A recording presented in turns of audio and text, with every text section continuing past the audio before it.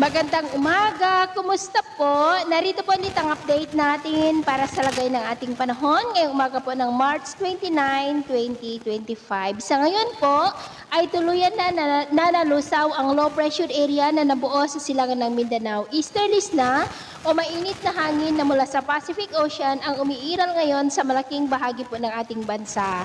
Ito po ay mainit na hangin na mula sa silangan na dahilan din ng pagkakabuo ng mga localized thunderstorm na kalimitan na nagpapaulan sa panahon ng tag-init lalo na sa dakong hapon, gabi at madaling araw.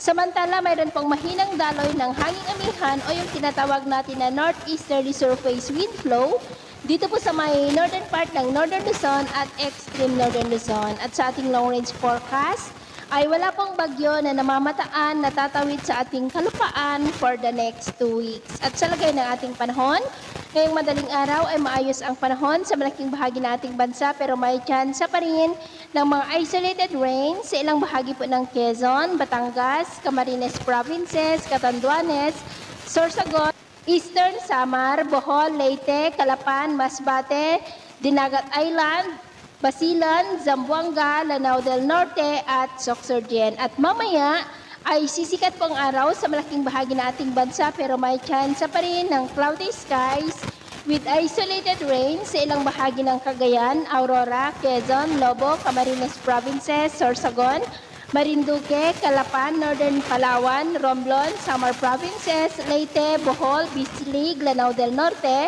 at Sultan Kudarat. At mamayang hapon, mas maraming lugar ulit ang makakaranas ng cloudy skies with isolated rains, lalo na po sa may Southern Luzon, Visayas at Mindanao. Kaya mag-ingat po tayo dahil posible ang mga tsansa ng mga pagbaha at pagguho ng lupa. At sa atin naman po mga baybayin, dahil sa mahinang daloy ng hanging amihan ay maalon po ngayon sa mga baybay ng Batanes at Babuyan Islands, maging sa ilang baybay ng Pagudpod, ng mga alon po ay posibleng aabot hanggang sa 2 to 2.6 meters height. Kaya hanggat maaari, ay iwasan na po muna natin ang papalaot dyan sa mga may kulay pula para mas makaiwas sa mga sakunang pangkaragatan. So, ito ang latest update natin sa araw na ito. Takbo muli si James na nagsasabing, sa kahit anong pagsubok po na darating sa ating buhay, huwag na wag po tayong mawawalan ng pag-asa. Thank you and God bless!